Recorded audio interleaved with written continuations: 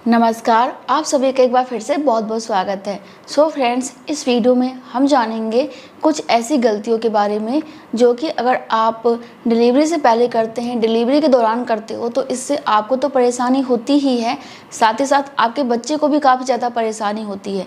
देखिए, डिलीवरी के दौरान केवल आपको ही कष्ट नहीं सहना पड़ता, आपके बच्चे को भी काफ़ी ज़्यादा स्ट्रगल करना पड़ता है, तब वो बाहर आता है। और वैसे भी हम सब चाहते हैं कि हमारी नॉर्मल डिलीवरी हो जाए, क्योंकि नॉर्मल डिलीवरी काफ़ी अच्छा रहता है सिजेरियन डिलीवरी के मुकाबले, क्योंकि इसमें दर्द तो आपको होता है लेकिन आप जल्दी से रिकवर कर जाते हो, जल्दी ठीक हो जाते हो। तो नॉर्मल डिलीवरी बेस्ट होता है और ये प्राकृतिक डिलीवरी है, तो ऊपर वाले के द्वारा बनाया गया है, तो सब यही चाहते हैं कि इस तरीके से हमारी डिलीवरी हो जाए।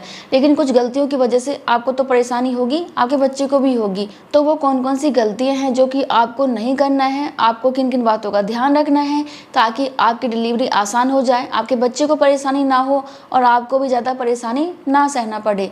तो चलिए जानते हैं। अगर आप लोगों ने अभी तक हमारे चैनल को सब्सक्राइब नहीं किया तो कर लीजिएगा। फेसबुक पे देख रहे हैं तो पेज को फॉलो करें और वीडियो अच्छा लगे तो लाइक करें, अच्छे अच्छे कमेंट करें ताकि हमें भी अच्छा लगे। मोटिवेट हमें भी होना ज़रूरी है, तो आप अच्छे अच्छे कमेंट कर सकते हैं। तो चलिए अब जानते हैं। नॉर्मली कुछ महिलाओं की डिलीवरी तो 2 से 3 घंटे में हो जाती है, 6 से 7 घंटे में हो जाती है और किसी किसी महिला की डिलीवरी 24 घंटे तक चलती है। तो ऐसा क्यों होता है? ऐसा होता है आपकी कुछ गलतियों की वजह से। तो आपको कौन सा काम नहीं करना चाहिए? तो सबसे पहला है बहुत ज़्यादा चिल्लाना। देखिए, लेबर पेन आपको सहना पड़ता है, सभी को सहना पड़ता है, लेकिन अगर आप बहुत ज़्यादा चिल्लाती हैं तो ऐसे में आपकी काफ़ी ज़्यादा एनर्जी लगती है, काफ़ी ज़्यादा ऊर्जा की खपत होती है चिल्लाने में और ऐसे में आपका शरीर अंदर से कमज़ोर हो जाता है। लेबर पेन के दौरान वैसे भी हमें खाने पीने का बिल्कुल मन नहीं करता, बाकी शरीर में जो एनर्जी होती है उसको हम डाउन कर लेते हैं चिल्ला चिल्ला के। इसीलिए हमें अपनी एनर्जी को बचा के रखना है ताकि जब हम डिलीवरी रूम के अंदर जाएं तो जितनी एनर्जी हमारे अंदर है उसको लगा के हम जल्द से जल्द अपने बच्चे को बाहर निकाल लें ताकि बच्चे को भी ज़्यादा परेशानी ना सहनी पड़े। ठीक है, तो पहला काम यही कीजिए। इसके बाद जो दूसरी गलती आपको नहीं करनी है वो है टेंशन लेना, धैर्य खो देना, काफ़ी ज़्यादा घबरा जाना। कई बार ऐसा होता है कि घबराहट के चक्कर में कि क्या होगा, कैसे होगा, मैं कर पाऊंगी नहीं कर पाऊंगी, तो ऐसे में बच्चे की हार्ट बीट असामान्य हो जाती है, कम हो जाती है, तेज़ हो जाती है। तो ऐसे में डॉक्टर आपको नॉर्मल डिलीवरी के लिए मना कर देते हैं, क्योंकि जब आपके बच्चे का हार्ट बीट नॉर्मल होता है तभी आपकी नॉर्मल डिलीवरी होती है। अगर हार्ट बीट नॉर्मल नहीं है तो नॉर्मल डिलीवरी नहीं हो पाएगी। इसलिए घबराना नहीं है, टेंशन नहीं लेना है। इसके बाद देखिए, अगर आप टेंशन लेते हैं, घबराते हैं, तो ऐसे में आपका भी बीपी काफ़ी ज़्यादा लो हो सकता है, हाई हो सकता है, यानी कि नॉर्मल नहीं रहता। तो ऐसे में भी आपका जो लेबर पेन आ रहा था ना वो रुक जाती है और आप ऐसा बिल्कुल नहीं चाहेंगे कि आपका लेबर पेन आना बंद हो जाए। तो बिल्कुल भी घबराना नहीं है, टेंशन नहीं लेना, किसी प्रकार का स्ट्रेस माइंड में नहीं रखना है। ठीक है। इसके अलावा कुछ महिलाएं क्या करती हैं कि डर की वजह से कह लो आप, या फिर दर्द इतना सहना पड़ता है कि उसकी वजह से ना सिजेरियन करवा लेती हैं। तो आपको डरना नहीं है, किसी प्रकार का डर मन में नहीं रखना है। देखो, दुनिया में जितने भी जीव जंतु होते हैं इसी प्रकार से अपने बच्चे की डिलीवरी करते हैं, तो आपको घबराना क्यों है? आपकी डिलीवरी भी आराम से हो जाएगी। आप हॉस्पिटल में कोई प्रॉब्लम होगी तो डॉक्टर आपको देख लेंगी, लेकिन अगर आप घबरा के सिजेरियन करा लेंगी तो ऐसे में क्या होगा? आपके बच्चे को आगे परेशानी होगी, क्योंकि जब बच्चा नॉर्मल डिलीवरी के द्वारा बाहर आता है तो बच्चा बहुत सारे बैक्टीरिया के संपर्क में आता है, जिससे कि बच्चे का इम्यून सिस्टम मजबूत होता है। केवल उसी टाइम के लिए नहीं होता, हमेशा के लिए होता है। और बच्चे के शरीर से काफ़ी ज़्यादा फ्लूइड भी बाहर आ जाता है, तो बच्चे को सांस लेने में दिक्कत नहीं होती है। तो बहुत सारी चीज़ें होती हैं नॉर्मल डिलीवरी के दौरान जो कि आपके बच्चे के लिए बहुत ज़रूरी है। और नॉर्मल डिलीवरी के बाद आप जल्दी से ठीक भी हो जाती हैं, जल्दी रिकवर हो जाती हैं। सिजेरियन डिलीवरी में काफ़ी ज़्यादा लंबा कट लगता है, काफ़ी बड़ा ऑपरेशन होता है, तो ऐसे में आपको ठीक होने में भी काफ़ी ज़्यादा टाइम लग सकता है।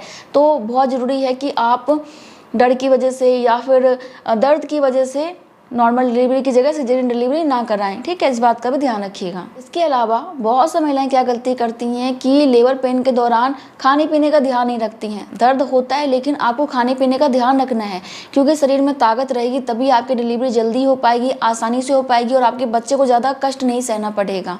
तो क्या करना है कि एक तो जितना हो सके लिक्विड चीज़ें लीजिए। आप चाय पी सकते हैं लेकिन ज़्यादा मत पीजिए, क्योंकि गैस बनने की समस्या हो सकती है।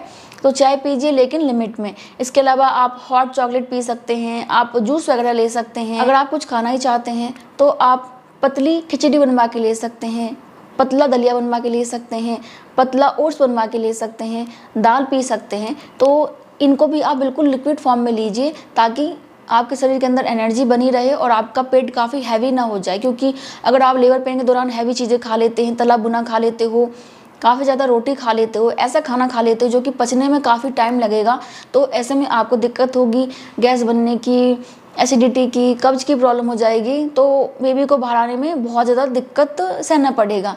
इसलिए जितना हो सके आप लिक्विड चीज़ें लीजिए, कुछ ना कुछ खाते रहिए, भूखे पेट मत रहिए। भूखे पेट रहने से भी दिक्कत होती है, तो आपको ये गलती भी नहीं करनी है। बहुत सारे लोग क्या करते हैं कि चाय में बहुत सारा घी डाल के पी लिया, उनको लगता है कि ऐसे में नॉर्मल डिलीवरी हो जाएगी, बच्चा फिसलता हुआ बाहर आ जाएगा, खिसक जाएगा तुरंत। लेकिन ऐसा कुछ नहीं होता है। नॉर्मल डिलीवरी अगर आपकी होनी है तो नॉर्मल डिलीवरी होगी। इसमें आप घी पी लो, तेल पी लो, कोई फ़र्क नहीं पड़ता, ठीक है।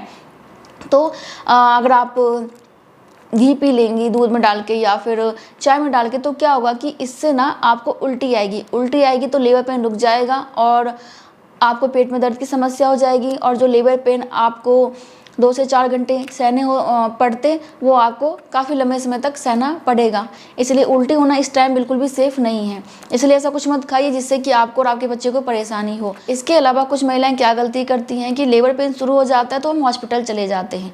हॉस्पिटल जाने के बाद आराम से बेड पर लेट जाती हैं। ना तो उनको चलने से कोई मतलब है, ना तो उनको कोई अवस्था में बैठने से मतलब है, बस लेट जाना है। आराम से अपने हिसाब से लेबर पेन आने दो, जब आ जाएगा, जब तक हम आराम से चिल्ला लेते हैं। लेकिन आपको ऐसा नहीं करना है। आपको क्या करना है कि लेबर पेन आने के बाद जब आप हॉस्पिटल चली जाती हैं या फिर आप घर में भी हैं, तो आपको चलने पे ध्यान देना है। दीवार के सहारे या फिर अपने घर में से किसी के सहारे आप थोड़ा बहुत चलते रहिए। इससे आपका बच्चा बहुत जल्दी नीचे आता है और आपकी नॉर्मल डिलीवरी जल्दी हो जाती है। इसके अलावा आप उगडू अवस्था में बैठिए, यानी कि नीचे बैठ के पैरों को फैलाइए। इससे भी आपका बच्चा बहुत जल्दी नीचे आता है, नीचे खिसकता है। और इस समय आपको काफ़ी ज़्यादा यूरिन जाने की समस्या होती है, तो आपको वेस्टर्न की जगह इंडियन स्टाइल में बैठ के यूरिन पास करना है। तो ऐसे में आपका बच्चा और जल्दी नीचे आएगा। और हो सके तो टाइम टू टाइम ना नीचे बैठिए, उगडू अवस्था में बैठिए, इससे आपको बहुत फ़ायदा मिलेगा। इसके अलावा अगर आप कुछ भी नहीं करना चाहते हैं तो क्या करो कि दीवार के सहारे थोड़ी देर खड़ी हो जाओ। खड़े रहोगे ना तब भी फ़ायदा होगा, लेटे रहने से तो बिल्कुल फ़ायदा नहीं होगा। खड़ी रहेंगी तब भी फ़ायदा होगा। और हाँ देखिए, ऐसा बिल्कुल नहीं है कि बिल्कुल खड़े रहो, आराम भी करना है। आराम कैसे करना है कि एक तो पीठ के बल मत लेटिए। पीठ के बल लेटेंगे तो लेबर पेन बहुत ही आराम से चलेगा आपका। तो क्या करना है कि करवट से लेटिए। करवट से लेटने से लेबर पेन आपका सही तरीके से आता है। तो दाईं करवट लेट सकते हैं या फिर बाईं करवट लेट सकते हैं। बेहतर होगा कि आप लेफ्ट साइड यानी कि बाईं करवट लेटिए। इससे बच्चे के शरीर में ब्लड फ्लो अच्छा होता है और लेबर की जो प्रक्रिया होती है वो भी सही से चलती है। तो पीठ के बल नहीं लेटना, करवट से लेटना है और जितना हो सके हमें चलना है, तो बहुत ज़्यादा फ़ायदा मिलेगा और डिलीवरी आपकी जितनी जल्दी हो सके उतनी जल्दी हो जाएगी, ठीक है। तो ये काम ज़रूर कीजिएगा। अब बात करते हैं डिलीवरी के दौरान की। तो जब आपका सर्वैक्स 10 सेंटीमीटर खुल जाता है, डॉक्टरों को लगता है कि अब डिलीवरी का टाइम आ चुका है, तो आपको डिलीवरी रूम के अंदर लेके जाते हैं। तो वहाँ पे क्या करना है कि एक तो आपको टेंशन नहीं लेना, जैसे कि मैंने आपको कहा कि टेंशन नहीं लेना, घबराना नहीं है, धैर्य बना के रखना है। तो ये सारी चीज़ें कीजिए। इसके अलावा ना, जब आप बच्चे को बाहर लाने के लिए जोर लगाती हैं, धक्का लगाती हैं, पुश करते हैं, तो जितना दम है शरीर में उतना दम लगा के बच्चे को बाहर निकालिए। क्योंकि अगर आप आराम से करेंगे तो काफ़ी लंबी प्रक्रिया चलेगी और फिर आपको ही दिक्कत होगी। और हाँ देखिए, जब आपको संकुचन आता है यानी कि कॉन्ट्रैक्शन आता है, आपको उसी टाइम ही बच्चे को बाहर लाने के लिए जोर लगाना है, उससे पहले आपको नहीं लगाना। अगर आपको लग रहा है कि मैं जोर लगाती रहूं और मेरा बच्चा बाहर आ जाएगा, तो ऐसा नहीं होता है।